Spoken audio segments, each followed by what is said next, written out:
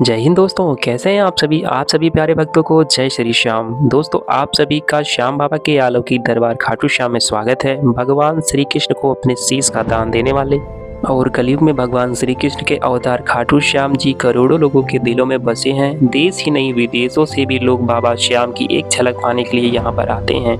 जैसे जैसे कलयुग बढ़ रहा है, बाबा श्याम के भक्तों की संख्या और उनका विश्वास बढ़ता जा रहा है। ऐसा विश्वास है, जब कहीं भी आपको सफलता ना मिले तो एक बार आप इस दरबार में जरूर आएं। आपकी किस्मत के बंद ताले खुल जाएंगे, क्योंकि बाबा श्याम को हरि का सहारा भी कहते हैं। तो दोस्तों, आज के इस वीडियो में मैं आपको खाटू श्याम में दर्शन और यात्रा की संपूर्ण जानकारी देने वाला हूं। अगर आप एक खाटू बाबा के दर्शन करने का प्लान बना रहे हैं तो यह वीडियो आपकी बहुत हेल्प करेगा। इस वीडियो में बात करेंगे आप यहाँ तक कैसे पहुँचेंगे, रुकने के लिए होटल या धर्मशाला कहाँ पर लेना चाहिए, यात्रा और दर्शन का सही तरीका क्या है, आसपास के प्रमुख स्थान कौन से हैं, यहाँ पर खाने पीने की कैसी व्यवस्था है, और वीडियो के लास्ट में बात करेंगे संपूर्ण बजट की। तो खाटू श्याम यात्रा की A to Z complete information के लिए वीडियो को एक बार पूरा जरूर देखें। दोस्तों, खाटू श्याम जी का यह पावन दरबार राजस्थान के सीकर जिले में स्थित है, जो जयपुर शहर से 70 किलोमीटर दूर खाटू गांव में विराजमान है। प्रतिदिन हजारों भक्त दूर दूर से यहां पर दर्शन करने के लिए आते हैं। तो चलिए फिर वीडियो में आगे बढ़ते और एक एक करके सभी बातों को जानते हैं। सबसे पहले बात करते हैं आप यहां तक कैसे पहुंचेंगे। दोस्तों, यहां का नियरेस्ट रेलवे स्टेशन रिंगस में है, जो यहाँ से 16 किलोमीटर दूर स्थित है। रिंगस रेलवे स्टेशन के बाहर से खाटू श्याम के लिए शेयरिंग टैक्सीज मिल जाती हैं, जो 50 रुपये का चार्ज करते हैं। अगर आपको रिंगस तक डायरेक्ट ट्रेन नहीं मिलती है तो आप जयपुर आ जाइए। जयपुर तक हर छोटे बड़े स्टेशन से डायरेक्ट ट्रेन मिल जाती है। वहीं अगर आप जयपुर आ रहे हैं तो स्टेशन के बाहर से आपको प्राइवेट टैक्सीज मिल जाती हैं। राउंड ट्रिप का 350 रुपये से 400 रुपये का चार्ज करते हैं। इसके अलावा अगर आप बस से जाना चाहते हैं तो रेलवे स्टेशन के बाहर से ऑटो में 20 रुपये देकर आप आ जाइए सीधे कैंप बस स्टैंड के पास में। यहाँ से गवर्नमेंट और प्राइवेट बसेस मिल जाती हैं। गवर्नमेंट बस में इस 70 किलोमीटर दूरी के लिए 90 से 100 रुपये का चार्ज करते हैं। वहीं प्राइवेट टैक्सी नॉन AC में 100 से 120 रुपये और AC बस में 120 रुपये से 150 रुपये का चार्ज लेते हैं। लगभग 2 से ढाई घंटे का प्यारा सा सफ़र पूरा करके आप खाटू श्याम पहुंच जाएंगे। अगर आप फ्लाइट से आना चाहते हैं तो जयपुर में इंटरनेशनल एयरपोर्ट है।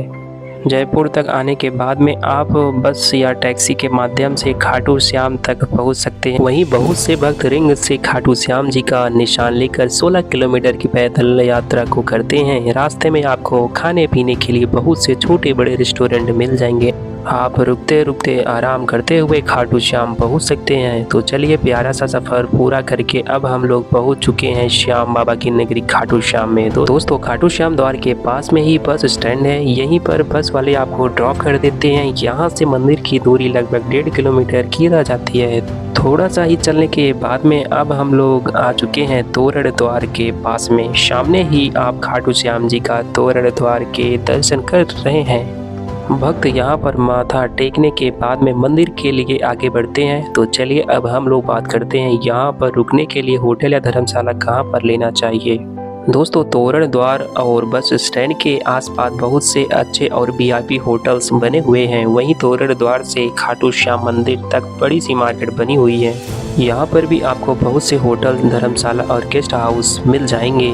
दोस्तों, ऐसे तो बहुत से लोग यहाँ आने के बाद में धर्मशाला में 50 से 100 रुपये देकर स्नान करते हैं और अपना सारा सामान जमा करने के बाद में खाटू श्याम में दर्शन करने शाम को यहाँ से वापसी कर लेते हैं। अगर आप यहाँ पर रुकना चाहते हैं तो यहाँ पर आपको धर्मशाला भी मिल जाएगा। धर्मशाला की स्टार्टिंग प्राइस 500 से हो जाती है। वहीं होटल्स की स्टार्टिंग 800 से हो जाती है। 1000 से 1500 रुपये के बजट में आपको एक अच्छा सा रूम मिल जाता है। इसके अलावा 2000, 3000, 5000 तक के बजट में आपको रूम्स मिल जाते हैं। जैसा आपका बजट हो, यहाँ पर होटल्स ले सकते हैं। तो चलिए, एक अच्छा सा रूम लेने के बाद में कुछ देर आराम करेंगे और अब हम लोग बात करते हैं यहाँ पर दर्शन करने का सही तरीका क्या है। दोस्तों, यहाँ पर बड़ी सी मार्केट है, जहाँ पर प्रसाद और फूल माला की बहुत सी दुकानें हैं। आप यहाँ से प्रसाद ले सकते हैं। साथ ही भक्त बाबा को मोर पंखी, गुलाब का फूल और इत्र भी भेंट करते हैं। आप मार्केट में जैसे ही आगे बढ़ेंगे, मंदिर से लगभग 200 मीटर पहले ही श्याम कुंड भी है। दोस्तों यह बहुत ही पवित्र कुंड है। ऐसी मान्यता है यहीं पर खाटू श्याम जी का शीश प्रकट हुआ था। मान्यताओं के अनुसार इसी स्थान पर एक गाय का दूध खुद से ही निकलता था। जब लोगों ने इस स्थान को पवित्र मानकर खुदाई की तब यहाँ पर खाटू श्याम जी का शीश प्रकट हुआ। इस पवित्र कुंड में स्नान करने से बहुत से रोगों से मुक्ति मिलती है, साथ ही आपकी बहुत सी मनोकामनाएं भी पूरी होती है। बहुत से भक्त मंदिर में दर्शन करने से पहले यहाँ पर स्नान करते हैं, तो कुछ दर्शन करने के बाद में स्नान करने आते हैं, लेकिन आप यहाँ पर स्नान जरूर करें। तो चलिए खाटू श्याम जी का जयकारा लगाते हुए अब हम लोग मंदिर के एकदम पास वाली रेलिंग के पास में पहुँच चुके हैं। दोस्तों यहाँ पर बहुत सी रेलिंग लगी हुई हैं। इस रेलिंग से भीड़ को बहुत ही अच्छे तरीके से नियंत्रित किया जाता है। ऐसे तो यहाँ पर बहुत ज़्यादा भीड़ होती है, लेकिन फागुन के महीने में यहाँ पर विशाल मेले का आयोजन भी होता है। तब यहाँ पर एक दिन में ही लाखों लोग दर्शन करने के लिए आते हैं। उस समय बहुत दूर से ही रेलिंग लग जाती है। उस समय आपको लगभग 15 से 20 किलोमीटर पैदल भी चलना होता है। आदि नाम से बुलाते हैं। तो चलिए बाबा श्याम जी का जयकारा लगाते हुए आगे बढ़ेंगे। सामने आप खाटू श्याम जी के अलौकिक रूप के दर्शन कर सकते हैं। बाबा श्याम आपकी सभी कठिनाइयों को दूर जरूर करेंगे, साथ ही आपकी सभी मनोकामनाओं को जरूर पूरा करेंगे। आप सभी कमेंट बॉक्स में जय श्री श्याम जरूर लिखें। दोस्तों खाटू श्याम जी का संबंध महाभारत काल से मिलता है। वे 5 पांडवों में से एक भीम और माता हिडिंबा देवी के पुत्र घटोत्कच के पुत्र थे और इनका नाम बर्बरीक था। बर्बरीक जी बहुत ही महान और साहसिक योद्धा थे। इनको 3 अमोघ बाण चलाने का वरदान भी मिला था, जिससे यह तीनों लोगों पर विजय प्राप्त कर सकते थे। महाभारत युद्ध के दौरान श्री कृष्ण जी ने इनकी शक्तियों को जानकर इनके शीश का दान मांग लिया, क्योंकि यह उस पक्ष लड़ना चाहते थे जो हार रही है। अगर यह कौरवों के पक्ष लड़ते तो महाभारत के परिणाम को बदल सकते थे, इसीलिए श्री कृष्ण जी ने इनके शीश का दान मांगा। बर्बरीक ने बिना किसी देरी के शीश का दान कर दिया। इनकी दानवीरता और साहस से प्रसन्न होकर श्री कृष्ण जी ने इनको आशीर्वाद दिया और कहा, कलयुग में आप मेरे श्याम नाम से पूजे जाएंगे और जैसे जैसे कलयुग बढ़ेगा आपकी प्रसिद्धि और भी बढ़ती जाएगी। दोस्तों बाबा का शीश खाटू श्याम गांव में प्रकट हुआ था और श्री कृष्ण जी ने इनको श्याम नाम दिया था। इसी से बाबा को खाटू श्याम नाम से जानते हैं। दोस्तों ऐसे तो यह मंदिर बहुत ही प्राचीन है, लेकिन इसका निर्माण 1027 में राजा रूप सिंह चौहान द्वारा करवाया गया था। बाद में समय समय पर राजाओं और भक्तों द्वारा इस मंदिर का पुनः निर्माण होता रहा। तो दोस्तों आप भी इस अलौकिक मंदिर में दर्शन करने जरूर आएं। आपको यहाँ पर दर्शन करने के बाद में आपके जीवन में परिवर्तन जरूर मिलेगा। दोस्तों खाटू श्याम मंदिर से कुछ ही दूरी पर एक दूसरा पवित्र कुंड भी है, साथ ही यहाँ पर कुछ मंदिर भी बने हुए हैं। आप यहाँ पर दर्शन आदि भी कर सकते हैं। साथ ही मंदिर मार्ग पर बहुत ही प्राचीन श्री सीताराम मंदिर है।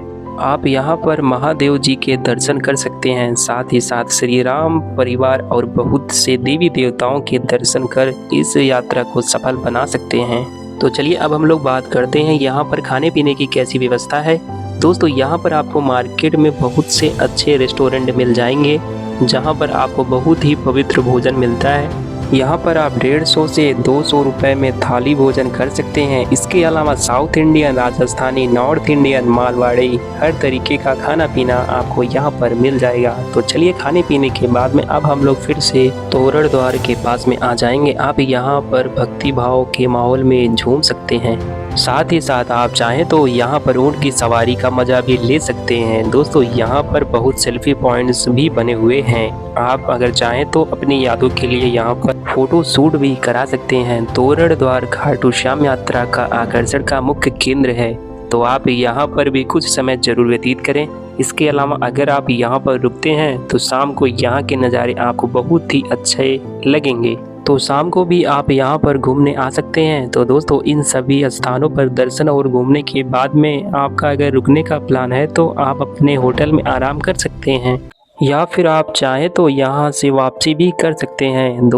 ऐसे तो मैक्सिमम लोग इस यात्रा के साथ में मेदिनीपुर बालाजी और सालासर बालाजी की यात्रा को भी पूरा करते हैं। यहाँ से सालासर बालाजी के लिए डायरेक्ट बसेस मिल जाती हैं। खाटू श्याम से सालासर बालाजी की दूरी लगभग 110 किलोमीटर है और बस वाले 150 रुपये का चार्ज करते हैं। वहीं मेदिनीपुर बालाजी की दूरी लगभग 170 किलोमीटर की है।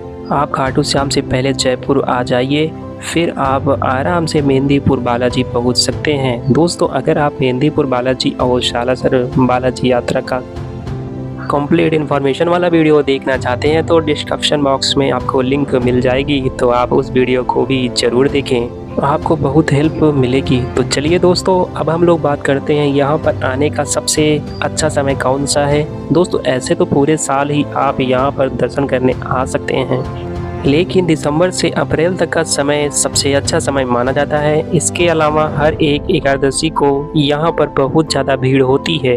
वहीं खाटू श्याम जन्म उत्सव और फागुन महीने में आयोजित होने वाले मेले में रिकॉर्ड तोड़ भीड़ होती है, तो आप अपने हिसाब से यहाँ पर दर्शन करने आ सकते हैं। बात करें आपको यहाँ पर कितने दिनों का प्लान बनाना चाहिए।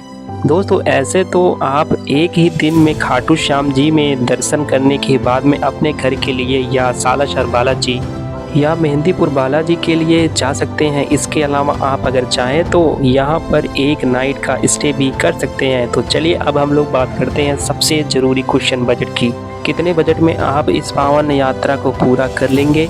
दोस्तों, अगर आप यहाँ पर दर्शन करने के बाद में सेम डे रिटर्न हो जाते हैं तो फिर आप मान के चलिए कि 1500 से 2000 प्लस ट्रेन टिकट, इतने बजट में बहुत ही आराम से इस पावन यात्रा को पूरा कर लेंगे। वहीं अगर आप यहाँ पर 2 डेज़ और 1 नाइट का प्लान बनाते हैं तो 2000 से 3000 प्लस ट्रेन टिकट, इतने बजट में बहुत ही अच्छे तरीके से इस पावन यात्रा को पूरा कर लेंगे। तो दोस्तों, यहाँ पर मैंने आपको खाटू श्याम जी यात्रा से रिलेटेड हर एक छोटी बड़ी जानकारी को बहुत ही अच्छे और सही से देने की पूरी कोशिश की है। अगर फिर भी आपके कोई क्वेश्चंस रह जाते हैं तो हमें कमेंट के माध्यम से पूछ सकते हैं। दोस्तों, आपको यह वीडियो कैसा लगा और आप इस वीडियो को कहाँ से देख रहे हैं, कमेंट बॉक्स में ज़रूर बताइएगा।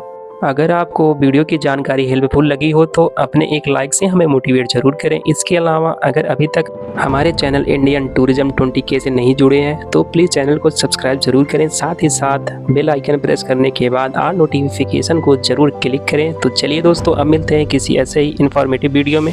तक आप अपना और अपने परिवार का बहुत ज़्यादा ख्याल रखें। आपकी यात्रा सफल, सुगम और मंगलमय हो। जय हिंद, जय भारत, जय श्री कृष्णा, जय श्री श्याम।